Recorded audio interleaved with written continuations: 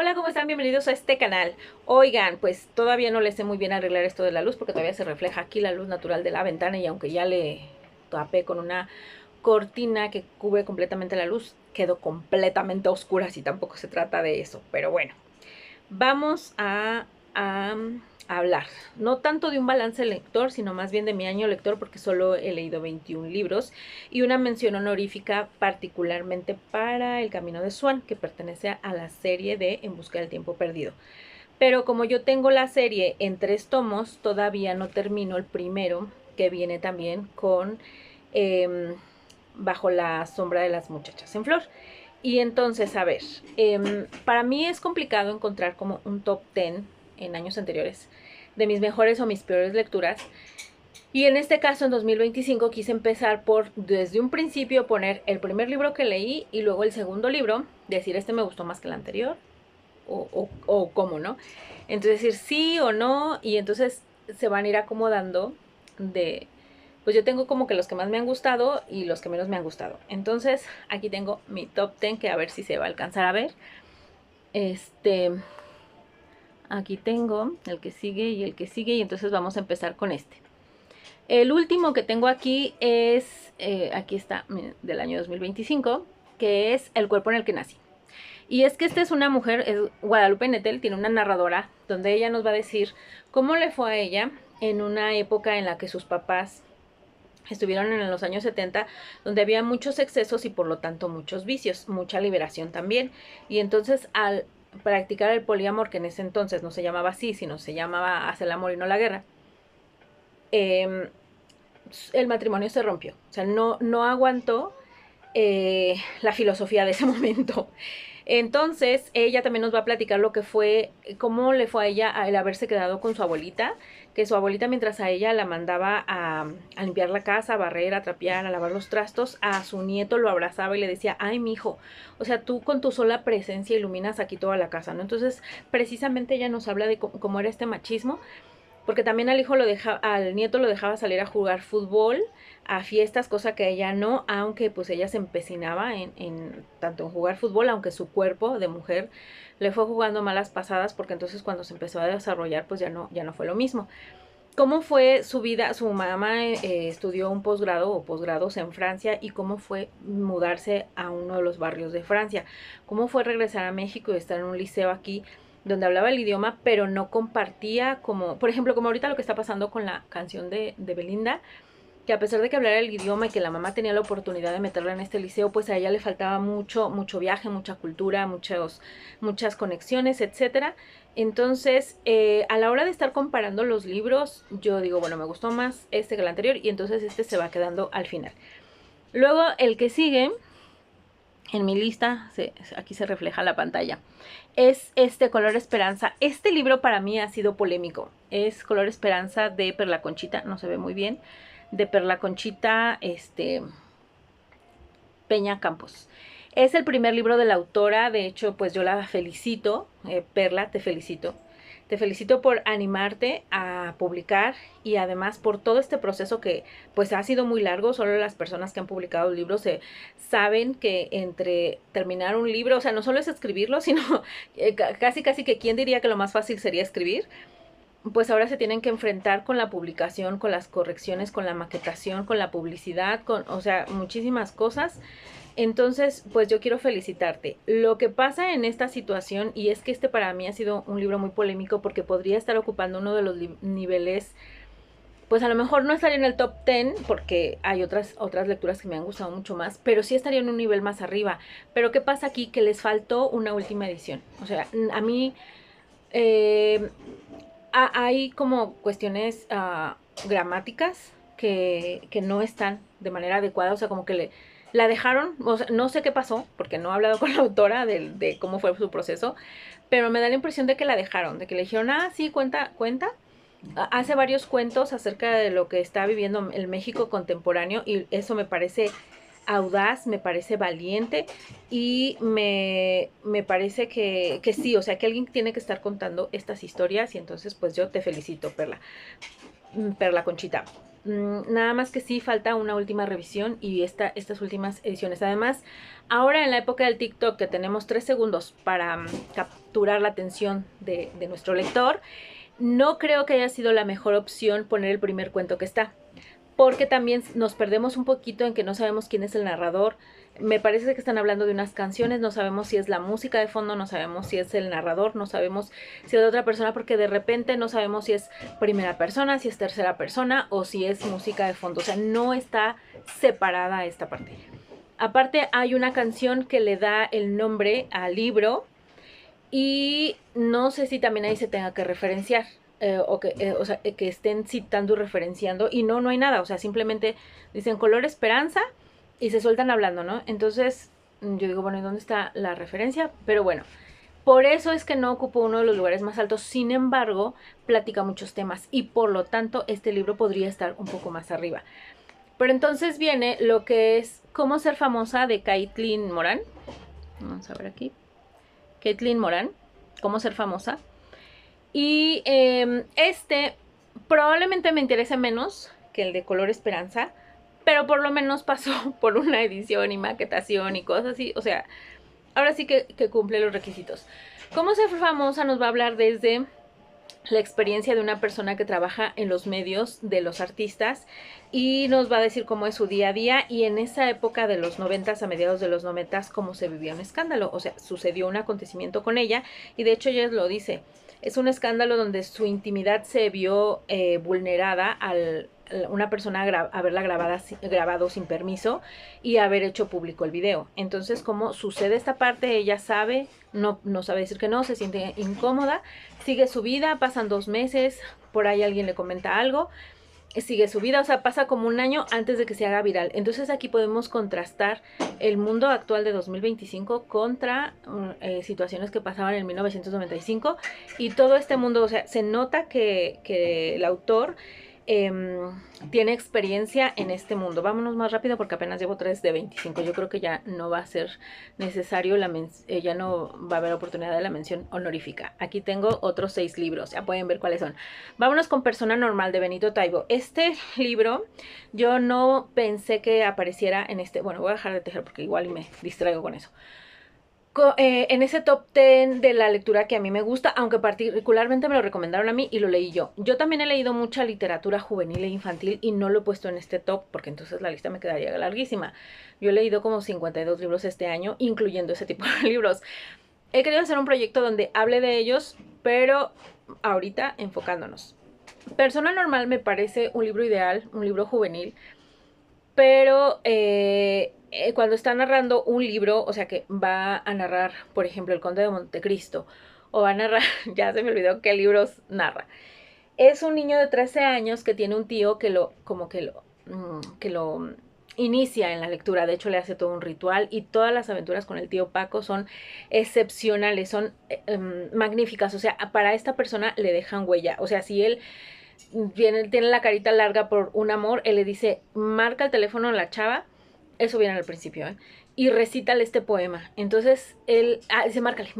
Entonces él le marca y acá está el tío Paco soplándole, a ver, Rosa Bella, bueno, le dice un poema, ¿no? Entonces la chica queda enamorada. Entonces le enseña a tener criterio propio, le enseña a decir que no, a poner límites. Cada un libro tiene una aventura. El tío Paco es un ser humano, comete errores. Y entonces pues nos quedamos con un personaje muy, muy entrañable. Sin embargo, puede estar mejor que muchos libros juveniles, porque yo encabezaría justo como el apartado de libros juveniles, pero aquí no ocupó uno de los mejores lugares. De hecho, creo que antes de Persona Normal, es que yo lo estoy leyendo de aquí para acá, pero era de aquí para allá. Yo escuché en audiolibro Balada de pájaros, cantores y serpientes. Entonces es el libro que menos me ha gustado y yo considero que porque no importa lo que me hablen del presidente Snow, para que den toda la justificación que él era una familia muy rica, venida a menos, y que por todas las carencias que tuvo la oportunidad de llegar al poder y lo tomó. Entonces no hay nada que se justifique porque pues al final ya sabemos pues todo lo que hace el presidente Snow. Entonces noto varias cosas que por ejemplo sigue apareciendo una persona, un narrador en primera persona, que es Snow, que tiene una unión con una persona que va a ser muy importante, pero no siempre va a estar presente, que es su prima Tigris, y luego va a tener una conexión un poco más, con más afinidad, que sería con Lucy Gray, y pues hay un sistema. Entonces él, para llegar al poder, ¿qué es lo que tiene que hacer? Para, en vez de estar en contra del sistema, pues estar con ellos. Luego tenemos a ácido sulfúrico, que es de Amélie Nothomb. Se parece mucho a los Juegos del Hambre, pero una vez más entra el no solo lo que diga, sino cómo lo dice. Entonces, esto es más como un relato, que alguien llegue y dice, mira, pues de repente a alguien se le ocurrió que para subir el rating de las películas agarraran hacia mucha gente al azar y las metiera al reality, y todo el mundo por morbo está viendo el reality. ¿Y qué es lo que está pasando con estas personas? Primero empiezan las ejecuciones y la gente, pues, a ver qué está pasando o por qué lo están haciendo. O sea, pero era gente al azar. De repente empieza a caer la audiencia, y dicen, ¿sabes qué? Se nos va a ocurrir que ahora la gente va a interactuar. Entonces va a marcar un número y va a votar, o sea, va a marcar un número telefónico y va a votar por qué persona es la que se le va a ejecutar en el momento. Entonces una de las carceleras está enamorada de una de las prisioneras. Y aquí van a tener acontecimientos de cómo a lo mejor dos mujeres muy valientes, que tanto de un lado los espectadores las critican, como las personas que están ahí adentro dicen, ¿por qué no haces todo lo que sea necesario por un mendrugo de pan?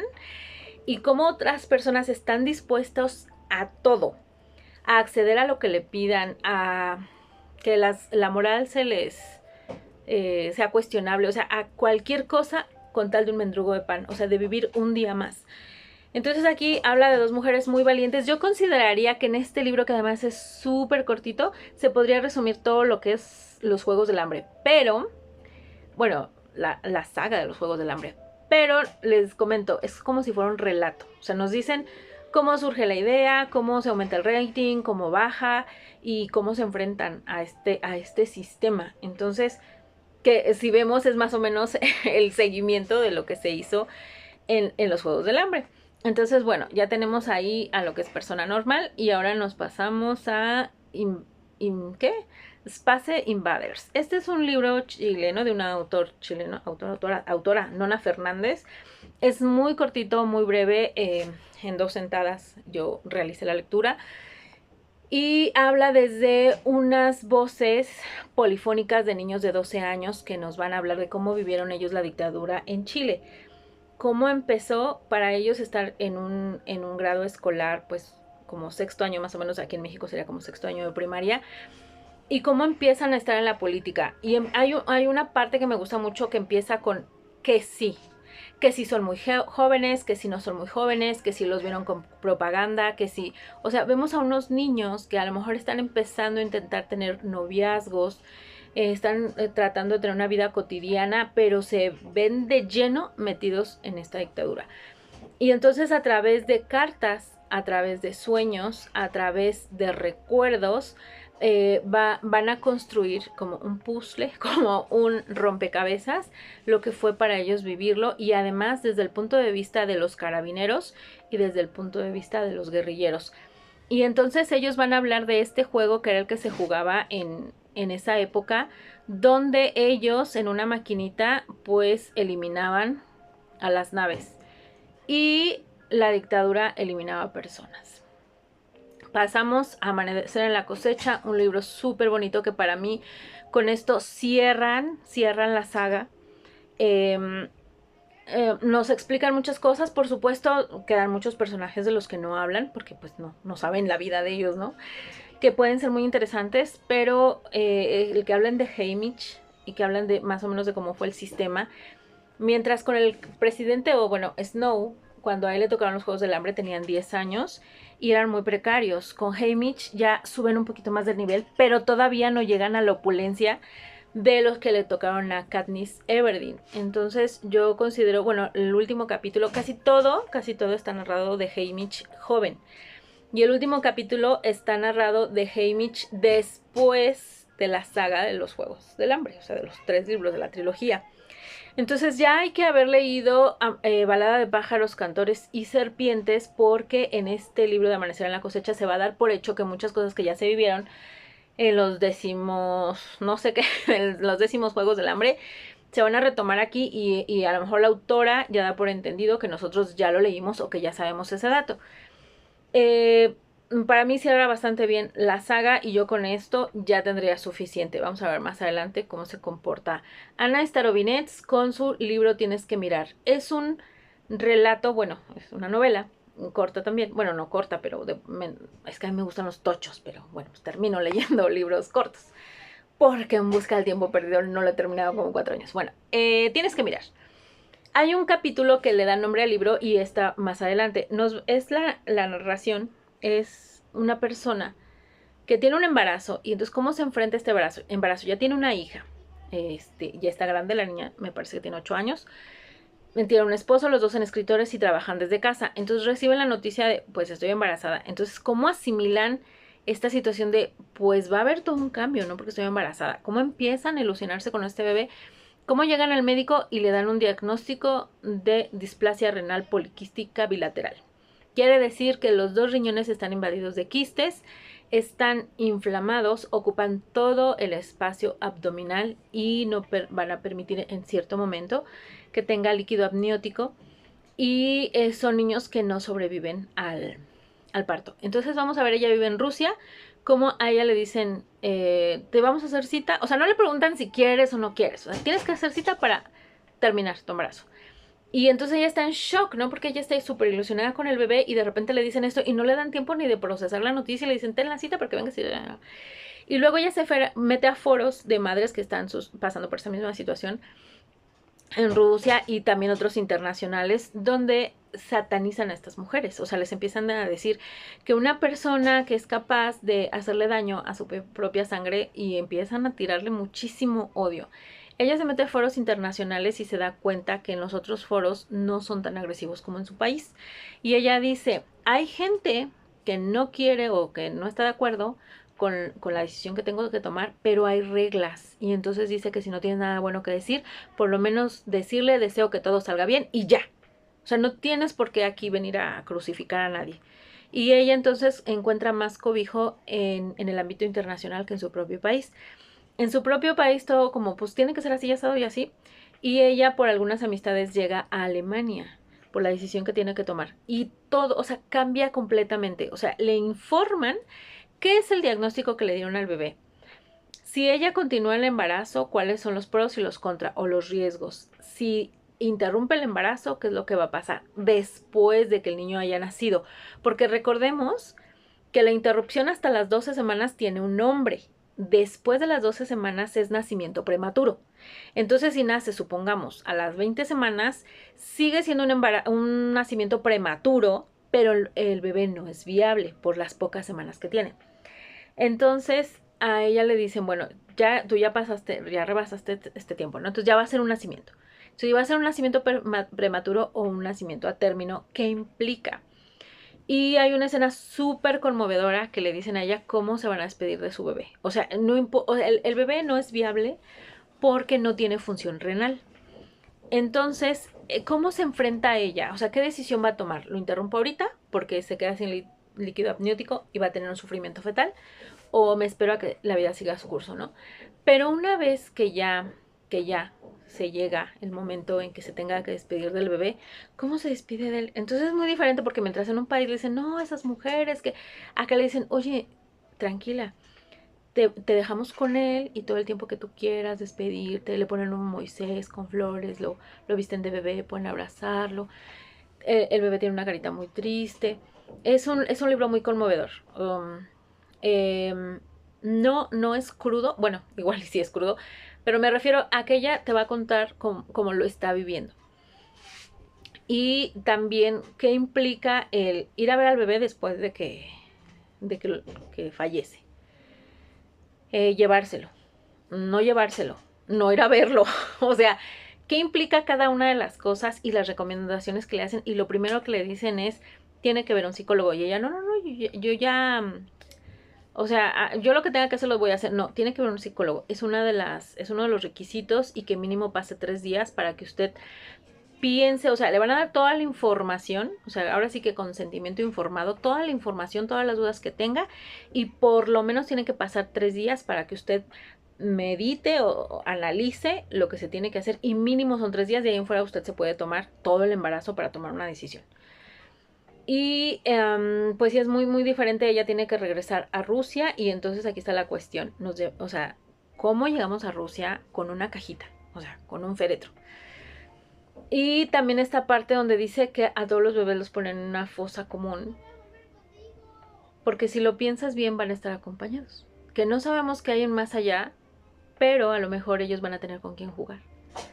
Entonces toda esta situación, o sea, todo lo que implica, esto yo lo que les estoy contando es a lo mejor lo que tienen que hacer, pero precisamente todo lo que implica, o sea, en el lugar donde se van a quedar, los juguetes, la despedida, los familiares, cómo se enfrentan después de esto, que es muy feo que le pase a una pareja, lo siento mucho si alguien está pasando por eso o ha pasado por eso, les mando un abrazo, las abrazo desde aquí.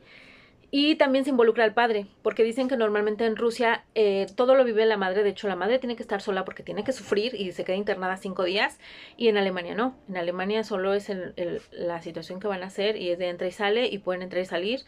Y todo el tiempo está el esposo sosteniendo la mano, todo el tiempo el esposo sabe lo que va a pasar, porque entonces para el esposo es, hoy está embarazada y mañana ya no. Y entonces se quedan con este embarazo trunco. Sin embargo, en Alemania, los dos viven el proceso, los dos viven el duelo, los dos viven esta despedida. Entonces le dan tiempo al papá también de vivir este duelo, este luto. Y pues sí, es muy diferente, diferente en un lugar y en otro. Y después de esto, en Rusia ella llega y dice, oigan, me siento mal, no puedo respirar. Ah, sí, te vamos a internar. Y entonces ella, espérame, no me pueden, sí, es que usted está mal, usted está loca, usted tiene depresión posparto y te vamos a internar. Entonces, ¿cómo se enfrenta a este lugar donde ya no la dejan salir? Ya ella tiene que mover ahí influencias y vemos precisamente todo este proceso. Siento mucho haberme entretenido en este libro. Probablemente tenga que hacer parte 2. O si no, discúlpenme que nos tardemos aquí 40 minutos. Total. Total. Tráiganse una tacita de café. Platiquen conmigo. Tráiganse su tejido, que yo ya interrumpí el mío. Es que tejí un suéter. Ahorita se los enseño si da tiempo. Pero si no, a ver, vamos a hablar de Klaus y Lucas. Klaus y Lucas yo tengo ahora sí que en el siguiente nivel. Aquí está la tercera parte de Klaus y Lucas y la segunda parte, que es La Gran Mentira y El Gran Cuaderno. Y a Klaus y Lucas lo tengo en el top. Aquí está. Pero ellos no alcanzaron a estar en el top. ¿Qué pasa? Que es un libro donde empieza hablando El Gran Cuaderno de dos niños que están viviendo la guerra. Lo mismo que los niños que les tocó vivir la dictadura de Chile, pues a ellos también les tocó la guerra. Por necesidad llegan a la casa de una anciana, le dicen abuela, la anciana los pone a trabajar, aquí la comida no es gratis. Y ellos también, lo raro que ellos notan es que la gente los ve como si fuera una sola persona. Esto es algo muy característico y ellos lo van a mencionar. Y pasan muchísimas cosas, o sea, ellos se dan cuenta de los racionamientos, de que la gente no puede salir a la calle, ellos quieren conseguir papel para escribir. Tiene muchas semejanzas con lo que es la autora, porque la autora tuvo que salir exiliada de su país a otro, tuvo que aprender el otro idioma, y entonces la autora cuando empieza a escribir este libro, y se nota, pero forma parte de la historia de una manera excepcional, que solamente va a poner las palabras precisas que narren la historia. Y es que ella nos explica que dice, nosotros podemos decir la abuela nos trata bien, pero no podemos decir la abuela es una buena persona, porque no sabemos cómo sea la abuela, ¿no? Nada más aquí pues nos da de comer y casa, ¿no? Y techo y comida. Pero, por ejemplo, hablan pues de que nunca se bañan o la abuela nunca los baña, de que la ropa que traían ellos, porque traían todo un ajuar, traían ropas, abrigos, zapatos, la abuela lo vendió, la abuela también tiene una huerta, cómo siembra, cómo va al mercado a vender, lo que no vende lo hace en sopa, el animal, las gallinas, los conejos que tiene que matar y también comercializar ahora sí que en el mercado. Y toda esta situación, cómo ellos están en la frontera, cómo llega otra persona que habla también otro idioma, cómo los enseña a ellos a hablar el otro idioma. También habla de temas muy duros, pero hablado desde ellos. O sea, pues el teniente tal me permite que entre yo a su habitación. Y luego él tiene un novio. Y luego este novio está celoso de nosotros. Y luego él piensa que nosotros no lo entendemos, pero como el capitán ya les enseñó el idioma, y entonces el capitán se ríe. Y entonces el novio les dice, ay, es que tú no me quieres. Entonces, o sea, están hablando de temas súper, ¿qué puedo decir? Súper polémicos y sobre todo también para la época. O sea, ellos hablan de que desciendan al infierno y quiero utilizar esta palabra con precisión, literalmente. Literalmente ellos bajan en el sótano de un lugar y hay personas quemándose. ¿Ustedes saben lo que implicaría que haya lugares donde le pase esto a las personas? Lo subo y entonces la mejor palabra, o sea, una sola palabra que describa el horror es descendimos a los infiernos. Y ellos siendo niños, o sea, cuando iban a explorar, ay, es que vimos salir humo de las chimeneas y entonces bajamos y lo que observamos fue, y te dicen, no, el infierno ahí en la tierra, ¿no? Entonces habla de temas muy, muy impresionantes, pero es una lectura que se lee súper rapidísimo que uno ni siquiera lo nota. Es como lo que el viento se llevó. Scarlett te va a platicar todo lo que está viviendo ella en la guerra de secesión, pero no es que sea como muy feo. Claro, yo cerré el libro y me quedé, dije, ¡ah! ¿Qué acabo de leer? O sea, ¿qué acabo de leer? Pero es en la manera en cómo está contado. Les súper recomiendo este libro. O sea, si alguien lo tiene en su lista de pendientes, este va a ser uno, porque hay otros. Este va a ser uno de los libros que les voy a recomendar. Entonces empezamos con este. Miren, yo ya me salté al top, porque quería hacerlo de manera cronológica y ni cuenta me di. Pero bueno, ¿qué pasa? Que el segundo y el tercer libro ya no es lo mismo. El primero es el Gran Cuaderno, donde nos van a narrar toda esta historia con palabras muy precisas y va a ser muy parco, pero también la palabra que mejor describa lo que se está viviendo. Ya se me olvidó. A ver, ¿qué les dije? La gran mentira. Ajá, la gran mentira, pero el otro es la prueba. La prueba es cuando ellos se separan. Dicen, ya vivimos mucho tiempo juntos, entonces ahora tenemos que separarnos. Y entonces vamos a ver al gemelo que se queda de este lado de la frontera donde crecieron con la abuela. ¿Y cómo fue para ellos esta separación? Bueno, para el gemelo, esta separación que tiene que ser física y también no se pueden escribir, no se pueden cartear. Y entonces a él cómo le va. O sea, cómo sobrevivían cantando en las tabernas. Y pues el gemelo que se queda continúa con esta situación. También aquí conoce a dos mujeres, de una de ellas se enamora, con la otra se casa. Hay un niño que no es su hijo, pero que él lo ama. Hay una separación con las mujeres, es un misterio, es una separación, porque también en lo parco que es para describir las cosas, muchas veces también no sabemos qué está pasando, pero no es que nos haga falta, aunque cuando se nos da la información, pues sí es duro. Sin embargo, es como si fuera algo completamente diferente, porque si al principio tenemos a los gemelos, que parecen que son una sola persona, en el segundo, o sea, vemos a este niño cómo le toca vivir solo. Y luego en el tercer libro, que es La Gran Mentira, aquí hay un juego de palabras entre Klaus y Lucas. ¿Quién fue el que cruzó la frontera? Klaus, no, fíjate que siempre no, el que cruzó fue Lucas. Entonces, aquí se empieza a hacer un desbarajuste que uno nunca sabe quién fue el que cruzó la frontera. Pero yo también cerré el libro, o sea, ya terminé lo que fue completamente Klaus y Lucas. Y yo dije, ¿y a mí qué chihuahuas me importa quién cruzó o no la frontera? O sea, la verdad, me gustó mucho.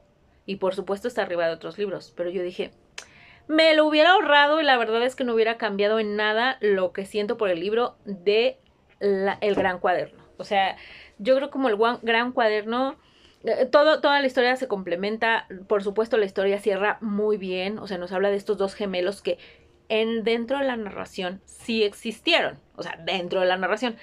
Pero vamos a ver aquí cómo se cambian la edad, vamos a ver cómo la mamá siempre está, o sea, recupera uno de los gemelos, porque pues ya vemos que se cruzó la frontera, pero siempre lo está comparando con su otro gemelo. Entonces, uno de los gemelos se queda a los 5 años, que fue cuando tuvieron toda esta parte de la guerra, y el otro sigue creciendo, sigue cumpliendo años, y entonces la mamá sigue comprando juguetes para el gemelo que no tiene.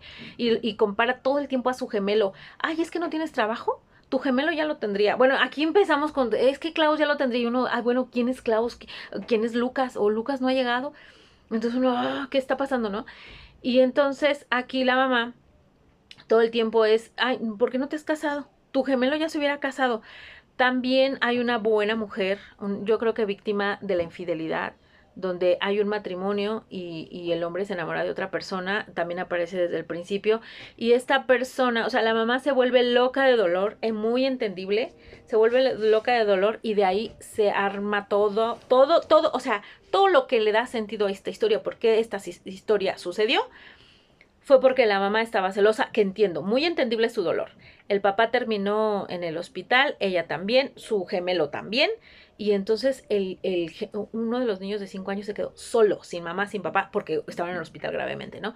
Entonces llega una buena mujer y lo abraza y lo ama y se lo lleva a su casa. Tiene una bebé, que es su hermana, y entonces ella le da todo, pasan los años, y ella le dice, yo quisiera que hubieras olvidado, y él le dice, no.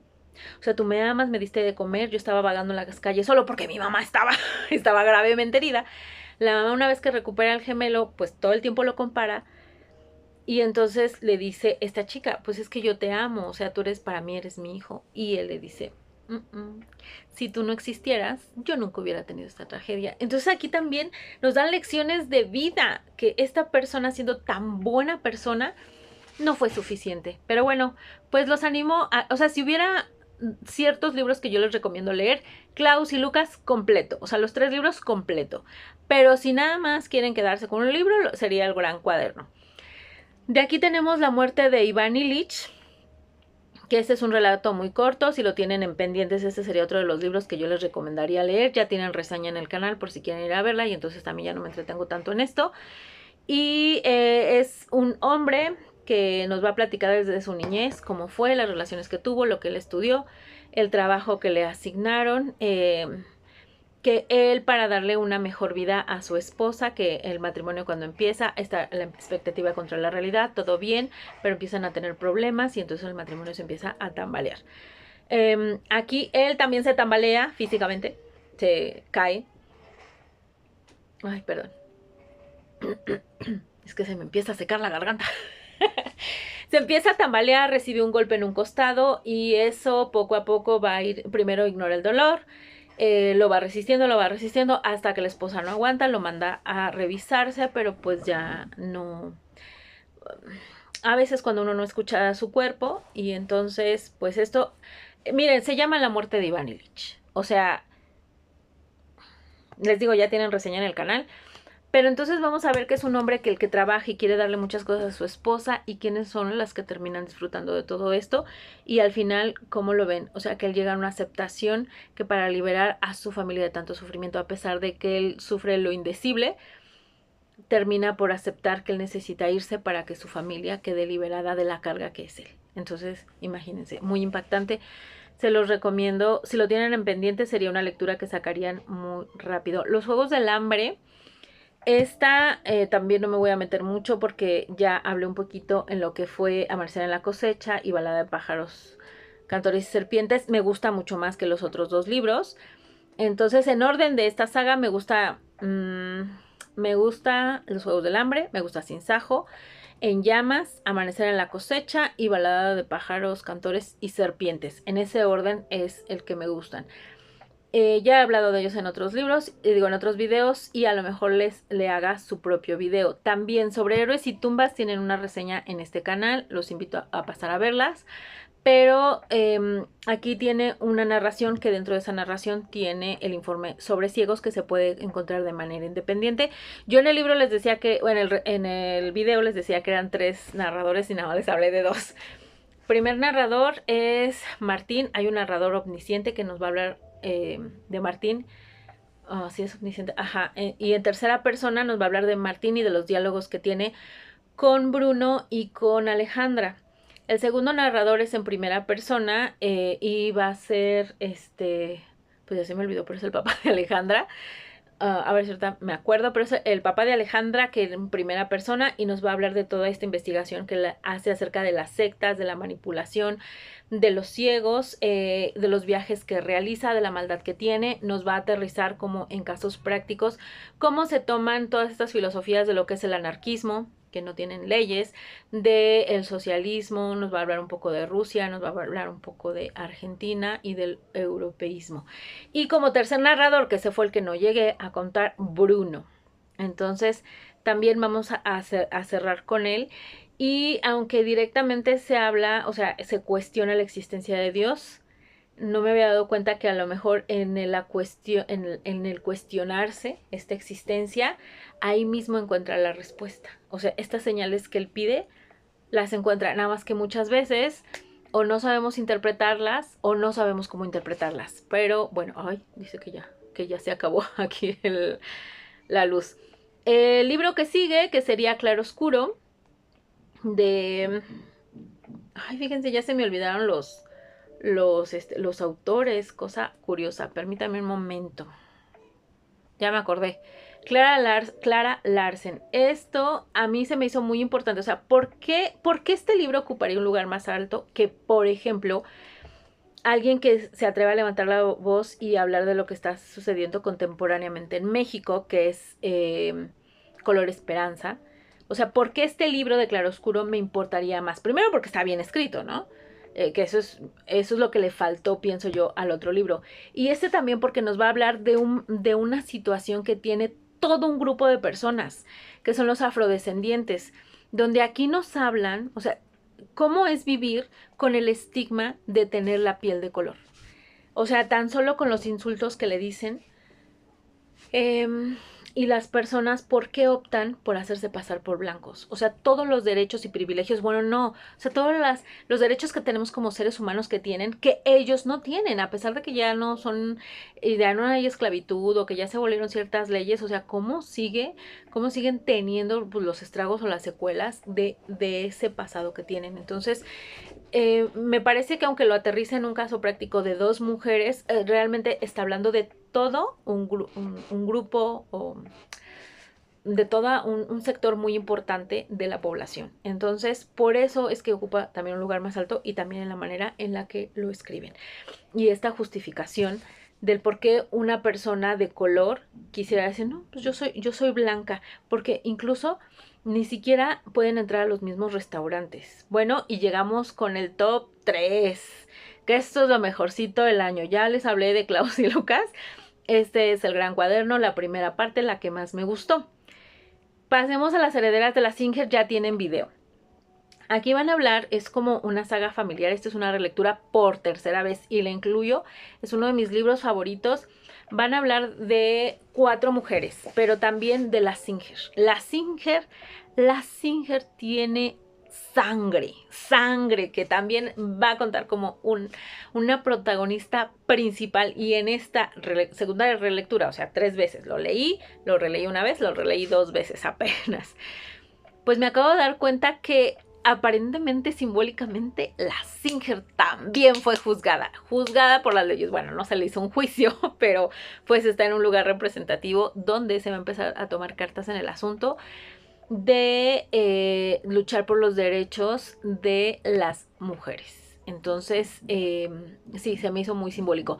Bueno, habla de 4 generaciones, nos va a ir hablando de épocas, por ejemplo, del año 2000, del año 1970, del año 1940, y nos va a ir hablando, por ejemplo, en 1970, cómo era la vida de estas 3 mujeres, ¿no? Porque todavía no había nacido Alba. Entonces, en el año 2000, ¿cómo era la vida de estas 2 mujeres o de estas 4 mujeres? En el año llega hasta 2019 con el COVID. Entonces, ¿cómo es la vida de estas 4 mujeres? Y todavía se integran otras 2 mujeres más. Entonces, ¿qué es? Vamos a hacer Aurora, que es la primera mujer, la bisabuela, que a ella le ayuda la esposa de una pareja que ella tuvo, que es doña Pilar. Y luego vamos a seguir con Águeda, que es su hija, con Ana, que es su nieta, y primero a su suegra. La vamos a ver que, bueno, sí, la verdad es una mujer odiosa.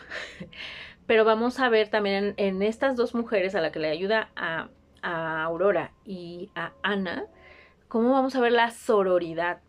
y que todos los empleos son importantes y cómo se ayudan entre ellas. Y bueno, la última es Alba, que si era, bueno, Aurora y Alba, y cómo, a qué situaciones le toca vivir a cada una. A Aurora le toca lo que es la guerra civil y la posguerra, todos los años de la posguerra, el franquismo, el racionamiento, las minas, las huelgas de las minas.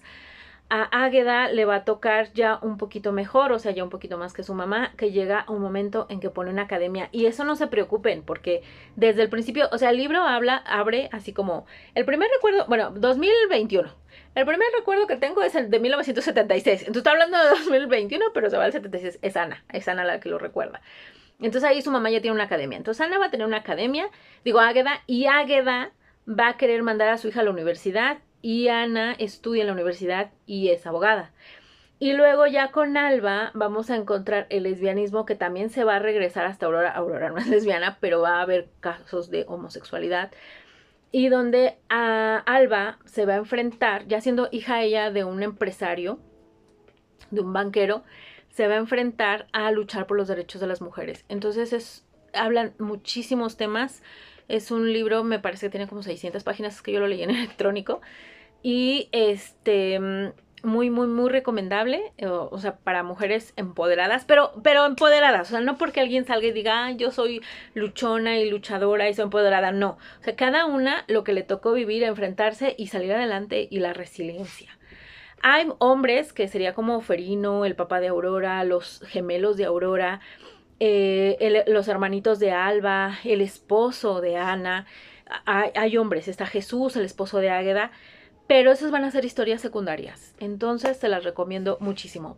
Si este libro de una saga familiar me gustó muchísimo, porque el de Como agua para chocolate ocupa el primer lugar. Y aparte fue audiolibro, ¿eh? ¿Por qué este libro? O sea, ¿por qué este y no el de Guadalupe Nettel, no? Este libro es como una novela histórica que nos va a hablar más o menos por ahí del 1900, también cuando fue la revolución, cómo era vivir en una hacienda. Nos va a dar recetas de cómo se vivía sin refrigerador, cómo se podía almacenar a las gallinas para conservar su carne fresca por tanto tiempo. O sea, que las tenían que rellenar de cenizas, poner una olla de barro, taparlas, o sea, con todo y plumas, taparlas y enterrarlas. Entonces, cómo se hacía el fondant, cómo se hacían los pasteles, cómo se hacían, pues cómo se cocinaba para una hacienda, la servidumbre, cómo fue la revolución, cómo Tita ella convirtió en todo un arte el cocinar como ella era, pues, su mamá la controlaba mucho, como ella podía expresarse a través de la comida. Entonces esta novela me estimuló los sentidos, o sea, creo que fue la semana que más rico cociné y que más rico comimos aquí en la casa. Entonces es una novela muy completa. Nos habla de historia, de amor, de realismo mágico, de recetas de cocina, de suculencias culinarias. Entonces es un libro muy completo que para mí está siendo el mejor del 2025. Ya quisiera yo ver cómo cómo va a ser a lo mejor este libro a final del año, o si va a haber algún otro libro que se pueda comparar con Como agua para chocolate. Entonces repasamos Como agua para chocolate, Las herederas de la Singer. Segundo lugar. Tercer lugar, El gran cuaderno. El de Las herederas de los Singer lo leí la semana pasada. Hasta la semana pasada todavía El gran cuaderno estaba en segundo lugar. Entonces tenemos a Claroscuro, Sobre héroes y tumbas, la trilogía, aquí son 3 libros, de los Juegos del Hambre, La muerte de Iván Illich, La gran mentira, La gran prueba, voy al revés, Tienes que mirar, Amanecer en la cosecha, Space Invaders, Persona normal, Ácido sulfúrico, es que no alcanzo a leer, Balada de pájaros, cantores y serpientes, Cómo hacerse famosa, Color esperanza y El cuerpo en el que nací. Eso es todo. Déjenme en comentarios cuál ha sido su libro favorito. Hasta la próxima.